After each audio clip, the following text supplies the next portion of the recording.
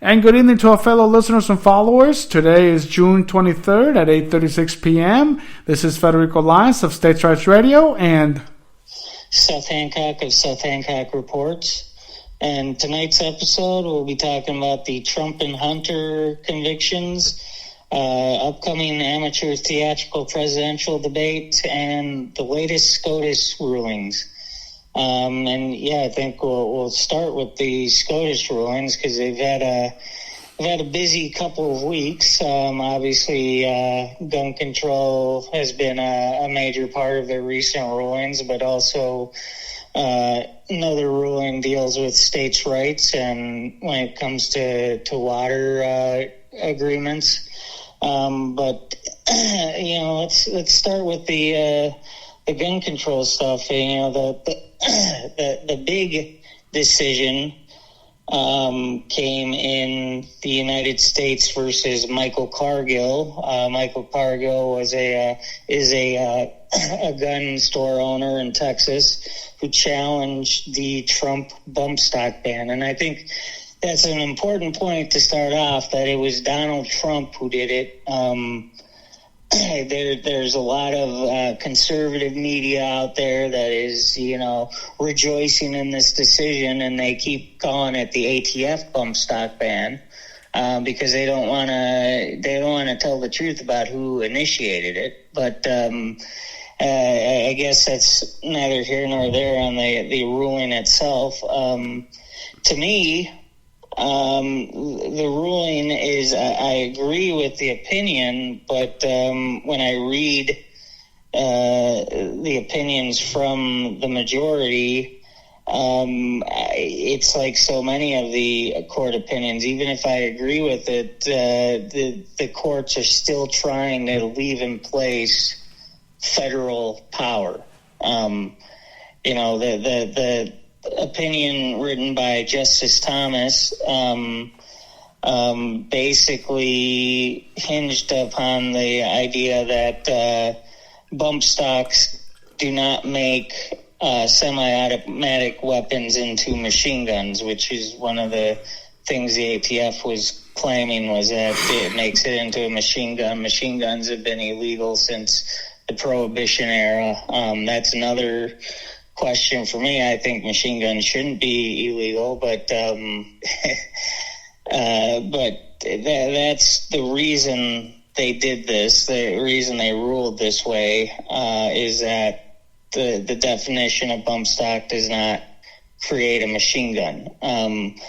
They don't touch the fact that it was an unconstitutional executive order by the president. The presidents don't have the authority to order gun control. I don't look at it as this huge win as most conservatives did. Seth, I kind of glanced through it, and I know the main objective of that ruling was that they was putting a stop to a federal government agency in trying to change the law of the National Firearms Act of 1934. And, it's fine and dandy that, they put a stop to these federal government agencies, these federal bureaucracies of changing the law to their own personal bureaucratic red tape. But again, like you said, they didn't quite mention Trump's executive order on the bump stock ban. And that, again, should have, but my point is that the court will never take on executive orders as they should.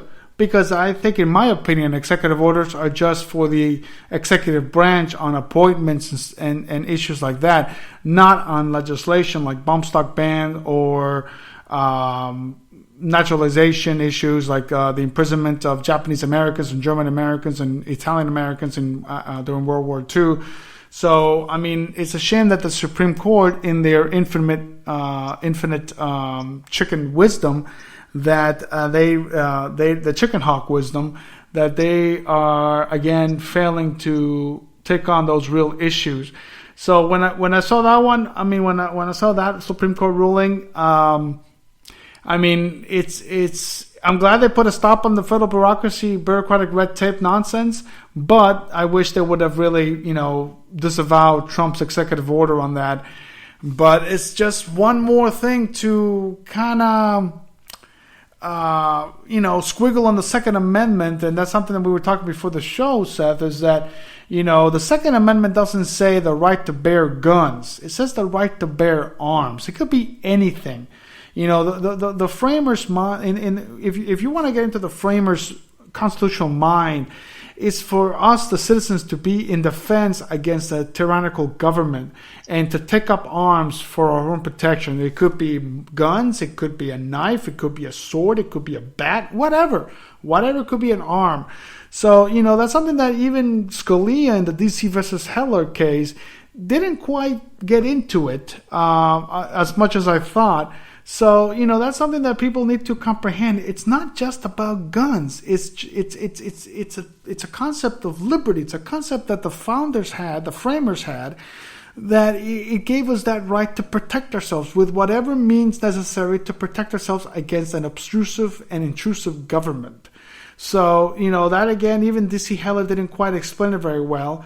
But, I don't know if people want to explain that. And then we'll get to one that it just boggles the mind that, the jurists of this high court are just complete nincompoops. But, they fail to comprehend such simple language. It's such simple language to read. Why do they make it so difficult? Yeah, and... it just seems like they're always trying to protect the power of the state. Even if they rule against the state, they write opinions to give them, and we might have some disagreement here, but Justice Alito and his concurring opinion, he was with the majority on this bump stock case. But he wrote, there's a simple remedy for the disparate treatment of bump stocks and machine guns. Congress can amend the law and perhaps would have done so already if ATF had stuck with its earlier interpretation. Now that the situation is clear, Congress can act. To me, our rights are our rights, and it says the government cannot take away our rights. So it doesn't matter if it's the president or Congress, they cannot take away our rights without amending the Constitution. They can't just write a law that says that violates any of our stated rights in the Constitution. They have to amend the Constitution first. And so Alito is saying Congress can act. Well, if they want to try to amend the Constitution, they can act. But, they can't just write a law with the Constitution as it sits now. They have to amend the Constitution first. Well, with Alito, he's one of the justices that I really have no faith in when he's reading the Constitution or trying to read or, basically plain English before he reads the Constitution. But I never agree with Alito, particularly with his stance on the Westboro Baptist Church decision that they gave First Amendment rights to the Westboro Baptist Church. Now, again, I don't like people that spread hatred. I think they're evil. I don't like them, me personally, but they do have a First Amendment right, and you cannot take that away. You have the right to free speech. It doesn't give you the right to it doesn't give you the right to violence. It gives you the right to free speech. So when you mention this about Alito and the Second Amendment, Congress can amend the Constitution, and then of course the states have to ratify this new amendment to have a more stricter Second Amendment. But yet again, again, it's not just about guns. It's not just about having an AK or an AR-15. It's, you can make a weapon out of a sword, a samurai sword. So are they going to ban samurai production companies? Are they going to ban golf clubs? Because that could be a weapon. What is a weapon? What is an arm? An arm is in defense. So, yes, they're targeting gun manufacturers and ammunition manufacturers because it's an easy target. But what are they going to go after next? Samurai swords, 19th century swords. What are they? Bats? Are they gonna ban bats? So yet again, this is just federal government, the government trying to install fear and installed a tight more national security and more fear. So it's I never really trusted Alito, and for him to propose that Congress has a right to amend the law for stricter whatever use or just to it kind of scares me and brings me back to John Marshall Harlan when he said that Congress can pass an amendment for an income tax, and lo and behold, we have the 16th Amendment, which we'll later discuss a ruling coming up. But and this is a very unpredictable court, thanks to Donald Trump. This is a very unpredictable court where Justice Gershis has tangled on a tiny thread of what on many issues. So I really have no respect for this court as much as I would say the Warren Burger court. Yeah, and this court is, it seems rather schizophrenic in a way, because we were just talking about this bump stock case, which is, on the surface, it looks like a win for the Second Amendment, caveat being some of the stuff we just discussed, where it's trying to protect government power, but on the surface it's a Second Amendment win, and then a week later, on June 21st, just a couple days ago, they ruled in United States v. Rahimi, an 8-1 decision that basically the government can restrict your Second Amendment rights based solely on a restraining order, and a restraining order is not the same. There's not the same hurdles to jump through that due process of law requires for convicting somebody of a crime.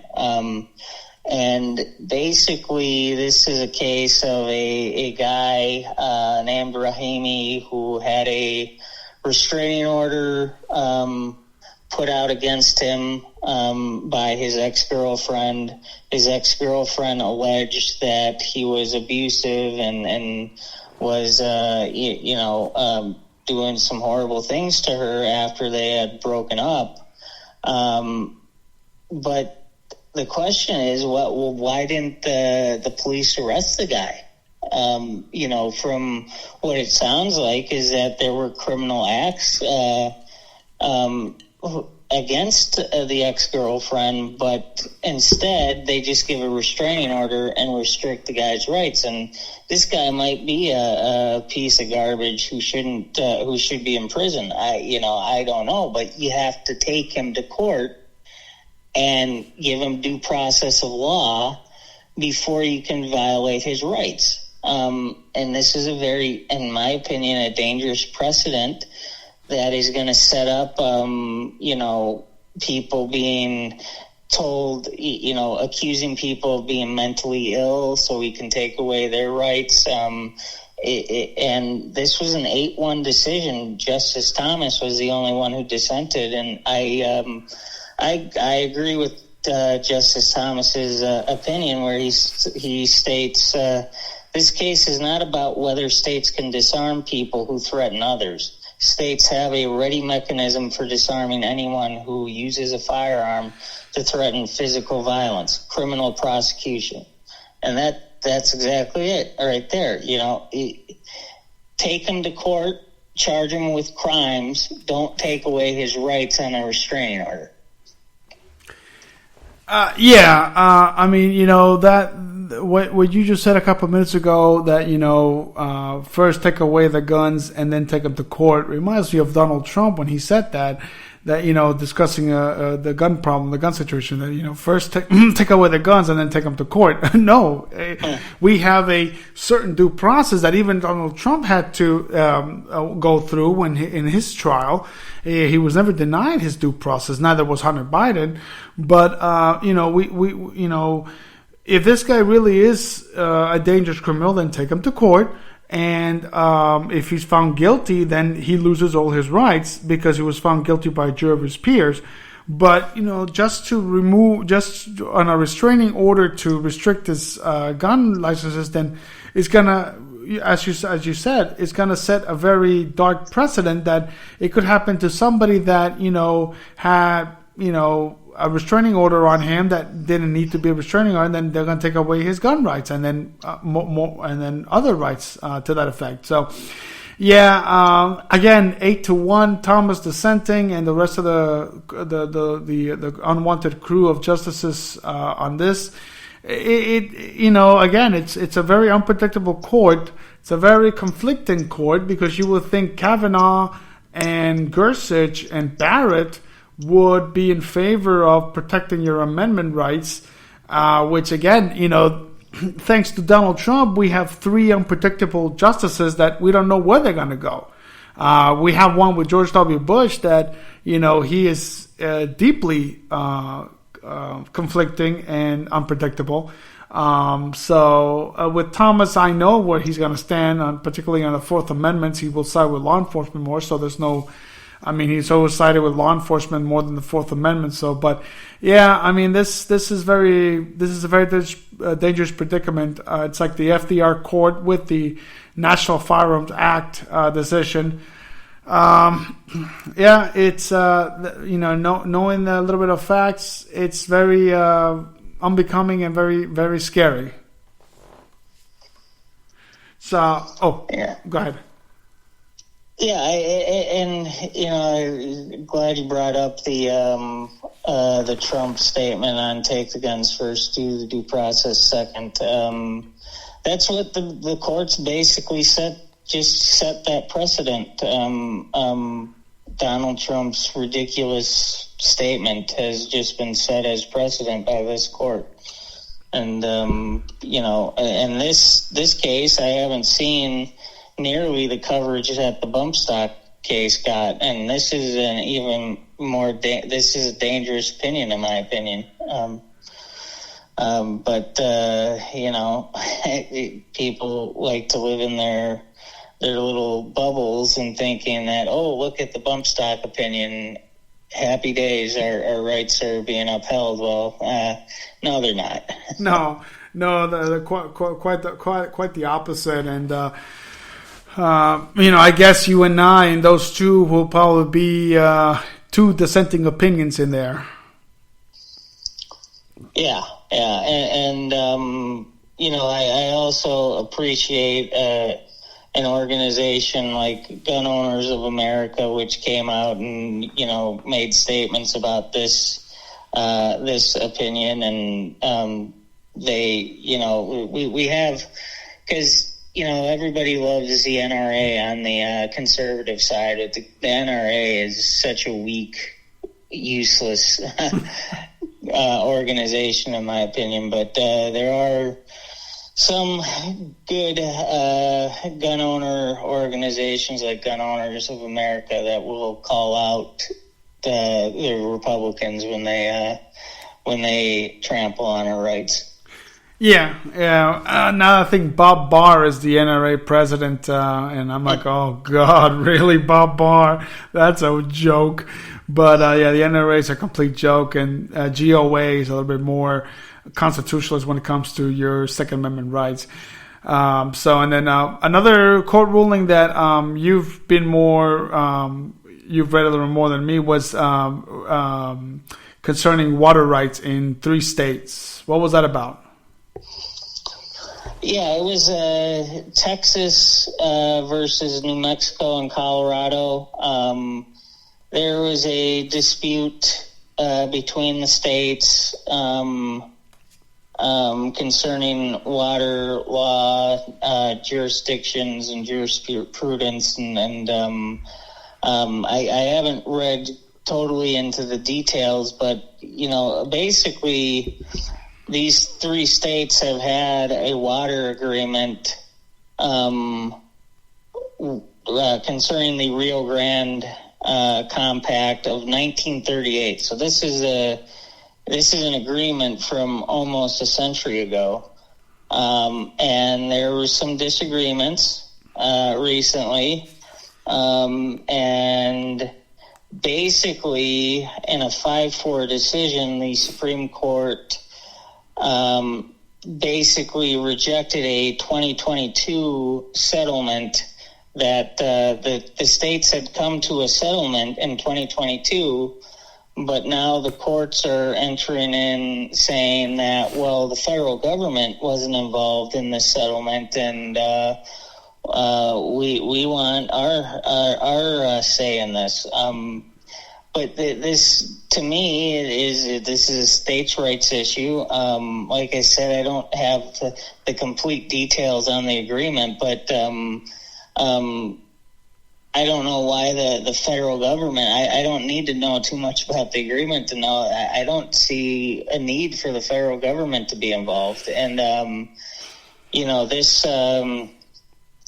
this was a ruling 5-4. Ketanji Brown Jackson wrote in the majority, with Sotomayor, Kagan, Kavanaugh, and Roberts. And so you have Gorsuch, Thomas, Barrett, and Alito in the minority.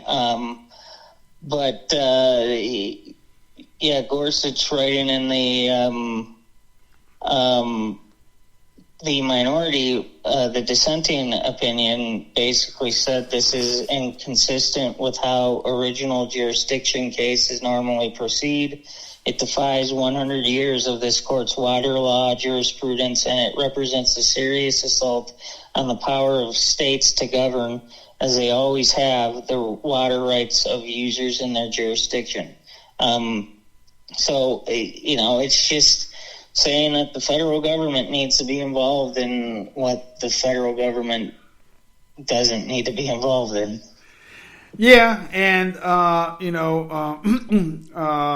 but yet again, in our last podcast with I forgot his name. What was his name again? James Rudetsky. James Rudetsky, yeah, research and activist. Sadly, the Supreme Court has given some type of head of the federal government to take over the commerce situation of the states, and this is where in reading the first Constitution, the Articles of Confederation, the framers' minds, and even this new Constitution, the 1787, you have to really understand their language, their wordings. Regulate doesn't mean what the progressive mind says it means. I think in the minds of the federal government, regulate means to manage, to administer, not to enforce. I mean, if states are having a disagreement over water rights, if two states, then they should come to terms. They should have, either the Supreme Court must act as the managerial person and says, okay, well, what's going on here? Who has these rights? But for the federal government to say only we can administer commerce, only we have the right to enforce commerce. No, I mean, that's not how this country really was established. We don't want a central power dictating these policies. That's the whole point why, we did a Declaration of Independence against England, was to get away from this idea of a central autonomous government. So, of a 5-4 decision with, the three Trump nominees siding with state sovereignty, that scares me, because it comes again to this court of unpredictableness and conflicting, and it's very scary. And which I'm glad at least those three sided correctly, but yet again they don't side correctly on other ones. And it's quite disappointing to see this. But, commerce has always been debatable. I mean, you can go back to the 1820s when New York issued an importation ban on enslaved individuals, on slavery. And yet the Supreme Court says no, the state of New York cannot do that. Only the federal government can do that. But yet again, you defeat the purpose of trying to get rid of slavery, and then you're giving the leg up to the southern states that had slavery. So, federal government, if you would have just butt out, maybe we wouldn't have a civil war. I think the true enemy of the Civil War was the federal government itself and the way that the South used the federal government. But that's another story. But it's this mind-boggling that the federal government is here to be our savior and our protector. No, it's not. The federal government is not to be our savior or protector. The federal government is just to be a management saying, okay, I'm going to see what's going on here, what's wrong here. So if Colorado, New Mexico, and Texas made an agreement on these water rights, and if they had to revisit that agreement, then they need to revisit it. They need to have a commission on those three states. But, to involve, or at least have the federal government enter a commission and as a managerial position and not have any say or input. It's quite disturbing to see this again on an attack of state sovereignty and the basic state sovereign doctrine and the rules of federalism are on attack for more central autonomy and gives leeway to the progressive movement. Yeah, and it's like you said, that we don't know where any of these justices are going to fall on. I mean, I guess you can probably reliably know where some of the who are termed left-wing judges are going to stand. But even there, I mean, I remember Ketanji Brown Jackson. Just several months ago, I think she had the right opinion on a case concerning vaccine mandates. And then just a few months later, she is just crazy on the First Amendment. Like, she thinks it's all right to violate the First Amendment. So it's all of these justices, it's such a crazy court, and all of them are all over the map. And it seems like even in cases that I might agree with the opinion on the surface, there's always stuff within these opinions to protect the federal government's power. So even if it seems like a win for the people and our rights, it's really not. No, it's not. And here comes, one of the last Supreme Court rulings that I read. And again, the sanctioned robbery has struck again, where the Supreme Court said in Moore versus United States that a certain tax law passed in 2017 was not taxable income. Now, they can, dribble on it, and they can, yet again, if you read the context of the 16th Amendment, as much as I despise the 16th Amendment, Seth, it's constitutional. It's in the Constitution, and we have to abide by it. But it doesn't take the fact that it's an unprincipled amendment. So the way that the Sixth Amendment is written is that Congress has the power to tax from whatever source derived, whatever the Congress see fit, they can place a tax. But here comes the Supreme Court. They said it once in 1920, and now they're saying it again in 2024, that there's certain taxes that are not taxable. Well, I mean,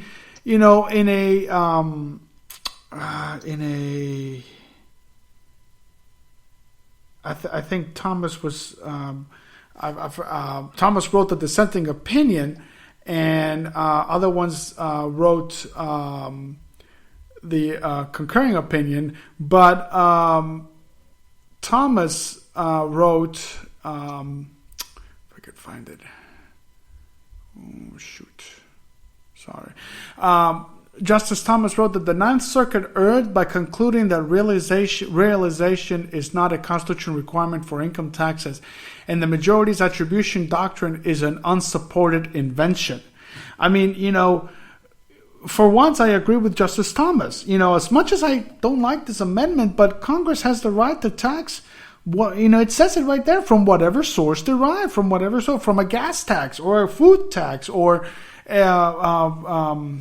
utilities or whatever.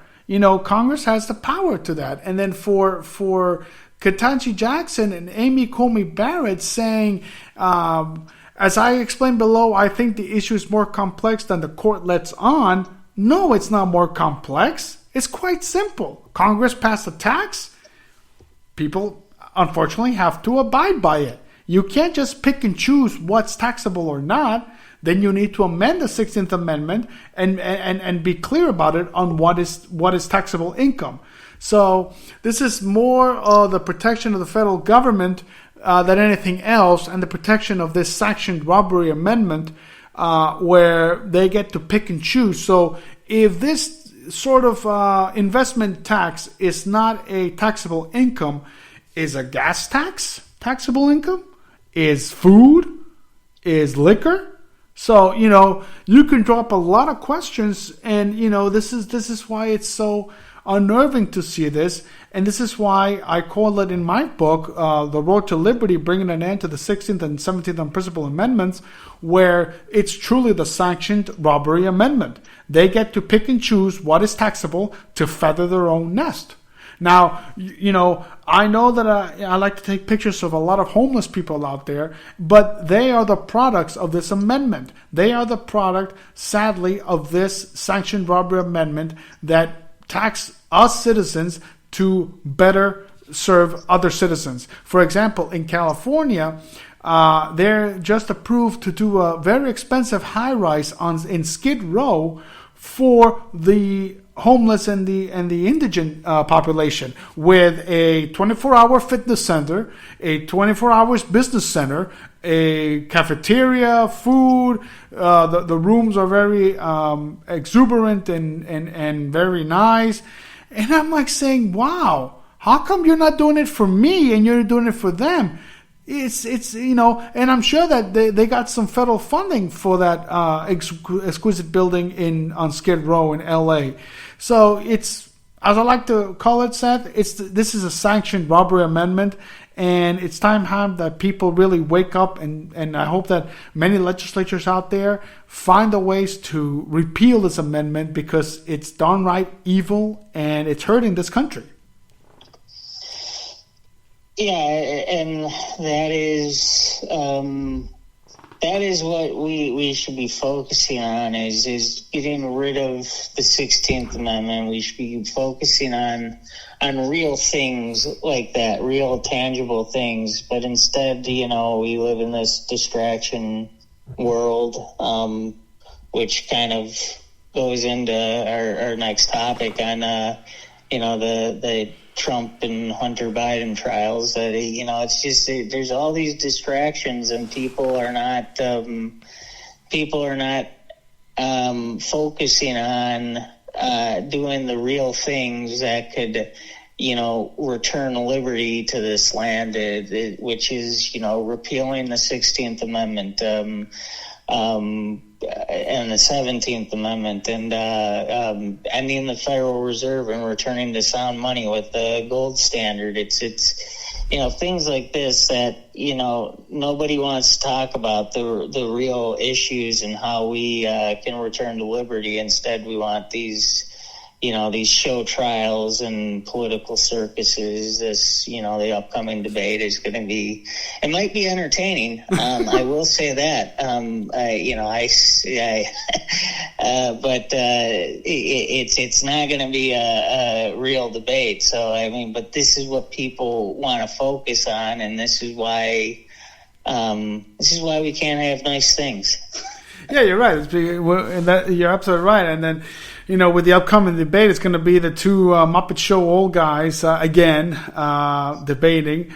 I mean, I know that RFK wants to get into the stage, but unfortunately, back in 1993, both parties got together and ousted third party and independent candidates because Ross Perot choked on their fun, and now third party independents can get in these debates. Now, I don't know why. I guess the media has agreed to that, so we're stuck with two morons. One's 78-year-old and one's 81, but they're still senior citizens. So, it's what the American people want, and that's we'll see it on social media, we'll see it on TikTok, on Facebook, on Instagram, and all that about the two debates.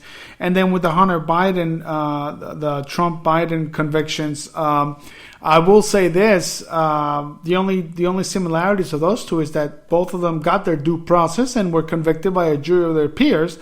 O.J. Simpson got a jury of his peers to acquit him. These two were convicted, but they all had trials. So I don't know why people cry one way or another. I am more upsetting on the Hunter Biden one because he was trying to purchase a gun and he falsified a federal document, a federal background check document. I would be more upset about that one because I don't believe in background checks. So I think Trump should be more upset on that one than Trump. I mean, Trump cheated. He lied. Hunter Biden falsified on a federal government document that has background checks. So I don't know why people are more outraged to that one than Trump. But go figure. It's this tribalism politics we live in. And, because of that, people don't want to take to effect these rulings that really affect our lives and will affect our lives. Want to restrict our gun owners' rights? Let me rephrase it. Our law-abiding arms rights, and other ones are continuation for direct taxation. And and water rights and all that. So I'm more unnerving to see what the court says than a stupid debate or the stupid election that I again will not plan to vote and give away my vote to either of those two morons. Yeah, and with the Hunter Biden case, I agree with what Thomas Massey tweeted after the decision. It was, Hunter might deserve to be in jail for something, but purchasing a gun is not it. And I agree with that. I mean, it's the same thing with Trump. I think Trump is guilty of loads and loads of crimes. I think Biden is as well. I think they all are in Washington, D.C., basically. But it's always show trials. It's always, but I agree that in both cases, at least they got due process, which is more than you could say for this guy in this Supreme Court case who had a restraining order.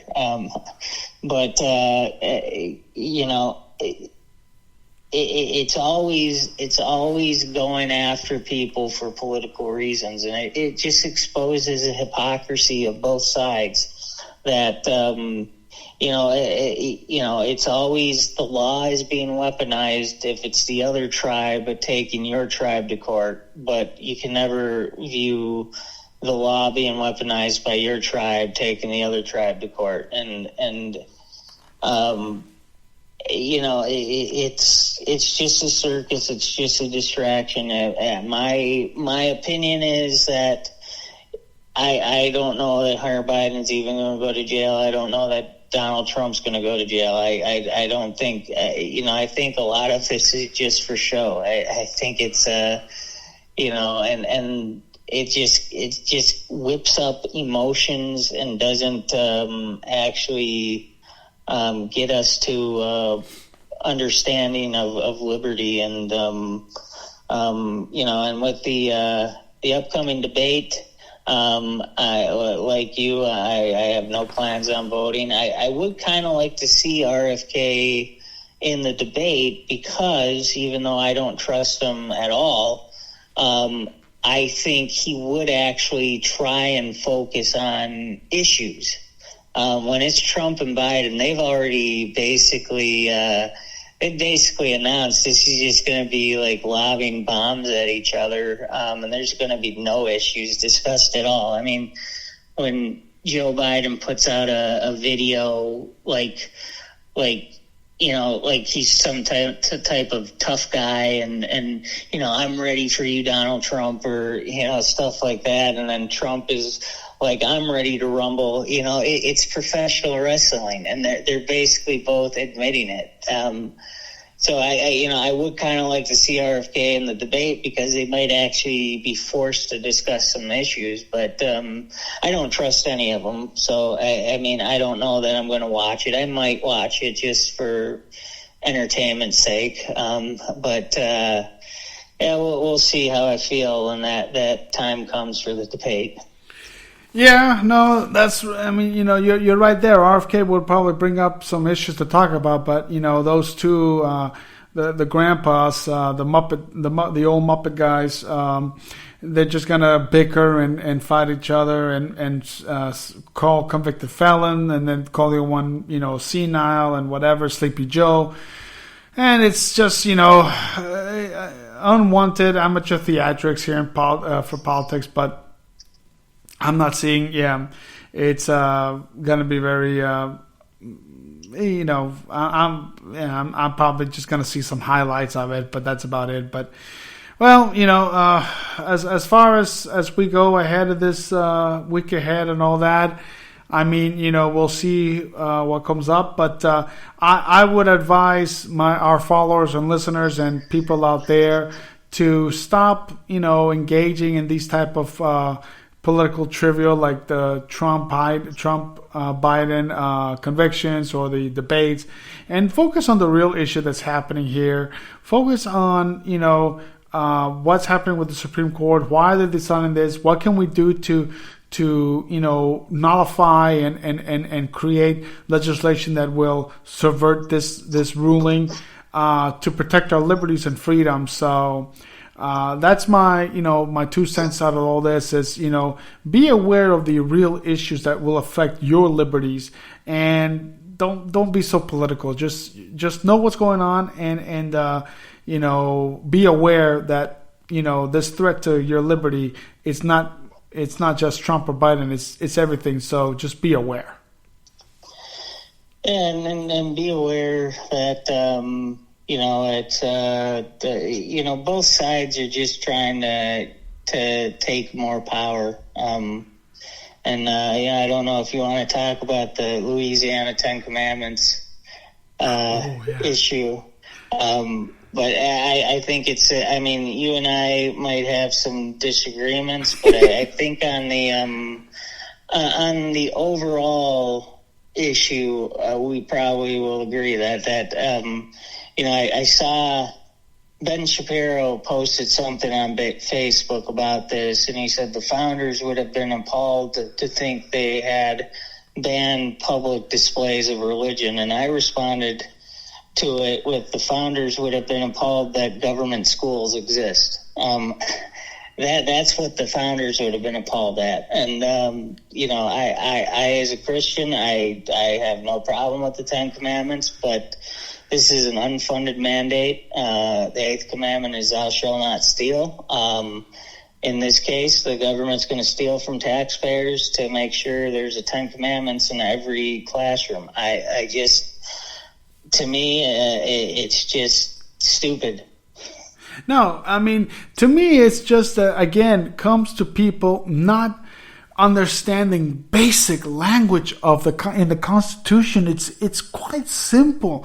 The first sentence is, so simple to read, and yet you have a lot of ignorant people not really comprehending. I'm not opposed to Christianity or Judaism or Islam or whatever. I'm not. But when it comes to government funding or government building or government schools and having this type of religion, religion artifact or ornament, I don't want to see a Quran. I don't want to see Torah. I don't want to see the Ten Commandments. I really don't.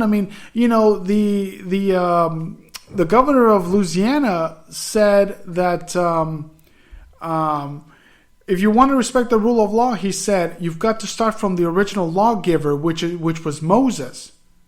I go, was Moses part of the constitutional framers that drafted the Bill of Rights? And I responded to him, I received my lawful instructions from the Constitution, not from any God or Moses. You know, it's quite simple. My law is the Constitution, and the Constitution forbids this, forbids any religion. Now, I know Seth is a very religious man. I respect him for that. But, you know, in this case, government forbids any religion. That's why I don't believe that, you know, people should swear an oath on the Bible or a Quran or a Torah. They should swear the oath on the Constitution, on the actual book, the Constitution, not on the Bible, not on the Torah, not on the Quran, because they're going against the First Amendment. They're going against that first sentence. So, you know, this thing with, I'm sure the Supreme Court, I'm sure that lawsuits will come, and I'm sure the Supreme Court may take it. And I hope that they will side with the First Amendment, the Supreme Court, like they did in 1963 with school prayer. I really do hope that, you know, they will protect the First Amendment and not this petty stupidity of religious morons, religious ignorance, like the governor of Louisiana that doesn't quite understand. And you're right, Seth. This is an expense on the taxpayer for Louisiana, and a taxpayer for the federal government, because I'm sure that the Louisiana congressional delegation will give funds to Louisiana to do this crap. So it's my money going to that. I don't want that. That should not exist. That should be that should be so wrong to put other taxpayers from other states to pay for that. You know, I'm sure the senator from Louisiana, John Kennedy, and David Vitter will love to give those funds. Well, not my funds. Do it in Louisiana. Pass a tax in Louisiana to do that, but not with my money. And that's what I'm against. I'm against federal funding across the board from any state, from infrastructure to this type of nonsense, from education, from healthcare. It should not exist.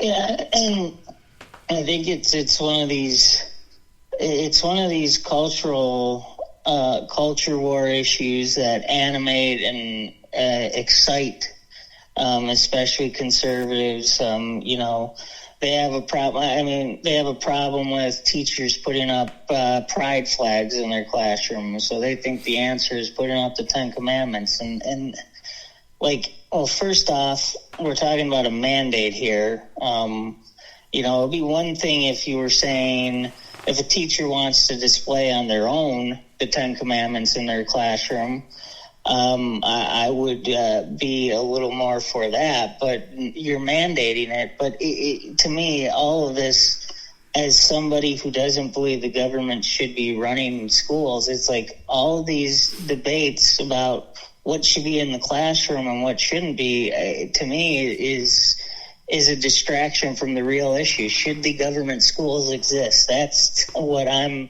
animated about. We need to discuss whether or not, you know, sending your kids to the government to so-called educate them, is that the wise decision? I think it's not. I think we need to shut down the government school system, and I think parents need to be responsible for the raising of their own children and not the public at large.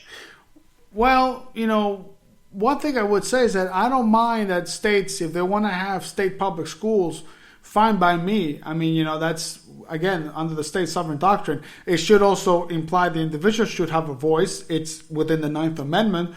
So I think parents should have a voice in what should go with their kids. But yet again, that's also an issue with public schools.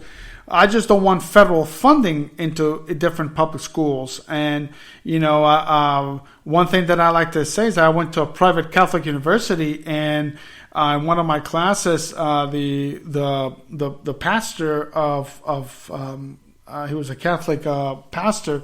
Every morning he said a prayer. Okay, I mean, some people pay attention, others did not.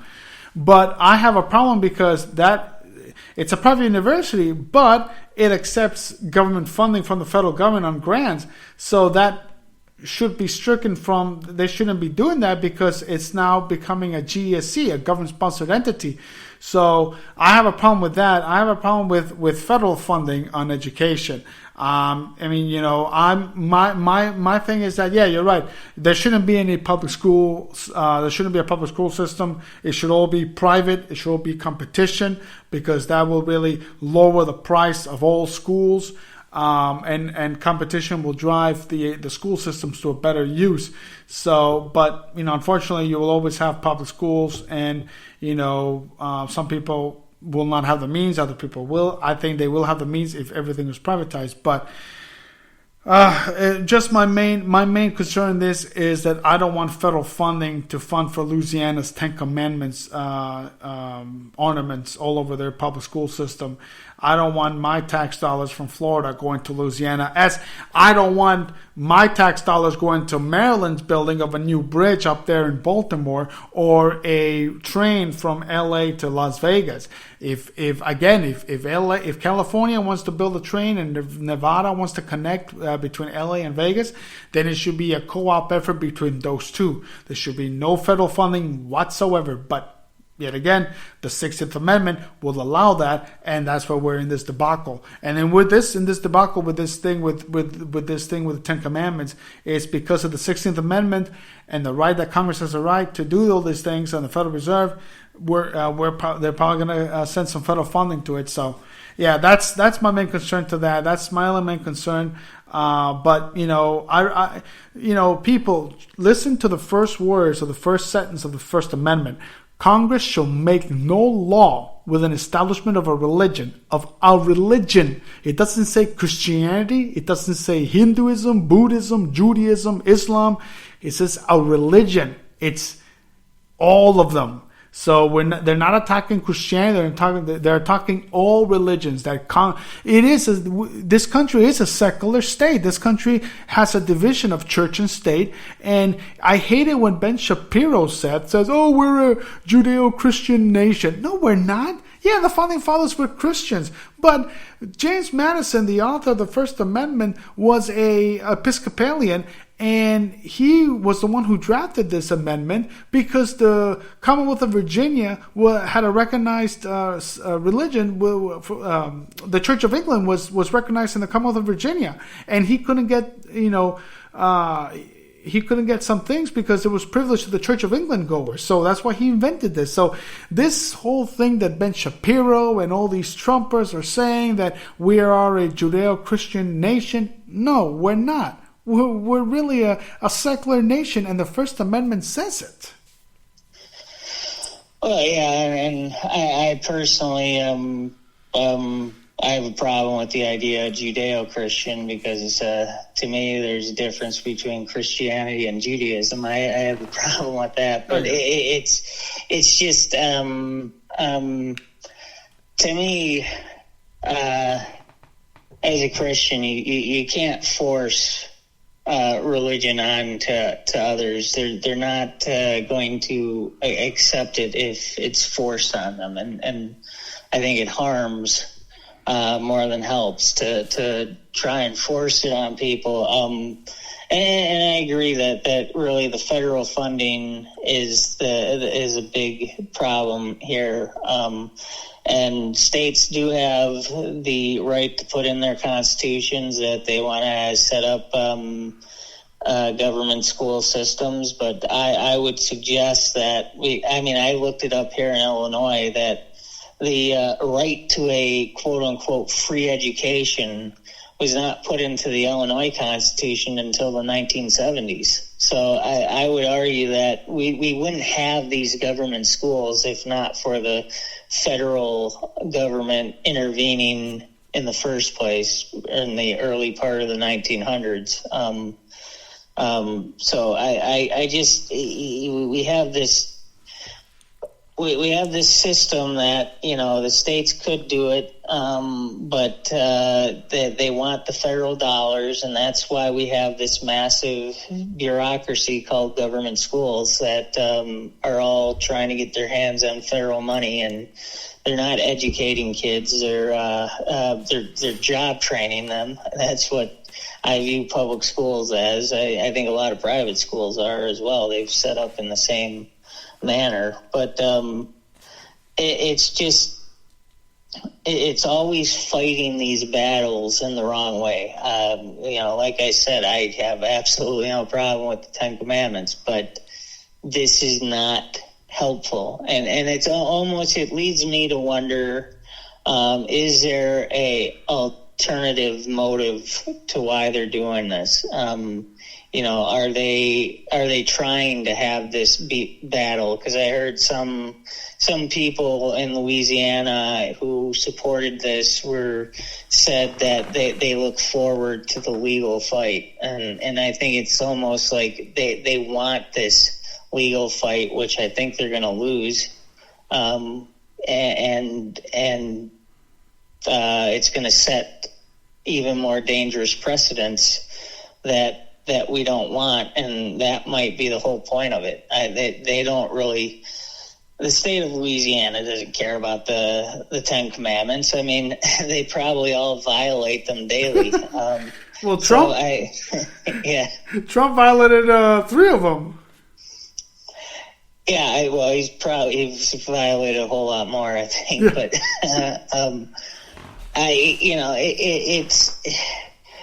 it's people. It's one of these things. You just get people emotionally reacting instead of discussing what the real problems are. And I think the existence of government schools and yes, the federal funds are a problem. I think the federal funding is what's led to this massive government school system. And if we shut down federal funding, I think a lot of states would go towards privatization. I mean, they'd have the authority to run their own state public school system, but I think a lot of them would find, well, we can't afford to do this because we aren't getting the federal funding, so they would just get rid of it. But let's just at least try to do something. Let's try to stop the federal government funding immediately and see where the states take that.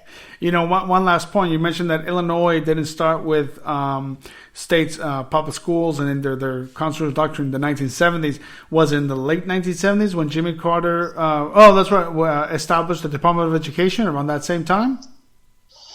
I am not sure. It's been a while since I looked that up, but I remember it was not that long before I was born. So okay, so yeah, probably was. Probably a lot of schools entered into their constitution into the public school system because of the federal funding of the Department of Education, and that opened the wavelengths of all that stuff. That and one last point. This federal funding on the left that California uses, or the federal funding on the right, which is this, I'm against it from the start. I'm against all federal funding, no matter what your politics or your principles are.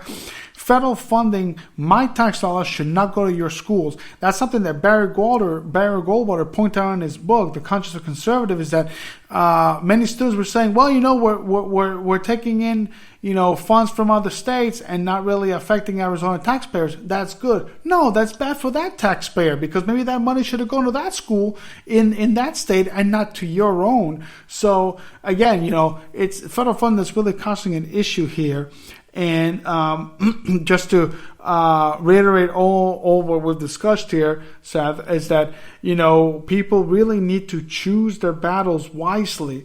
And this thing with the Trump convictions and all that, it's not choosing your battles wisely. I think an attack on our Bill of Rights from the 1st to the 2nd to the 3rd, all up to the 10th, is a danger to our liberties. And I think we need to pay more attention to what the Supreme Court says than what Donald Trump or Joseph Biden says. I think we need to be a little more mindful of that. So just in my conclusion of this, I think that we need to be mindful of what we see and what we really want to talk about, and not just stupid things about his Trump conviction or Biden conviction or the 2 debates and all that.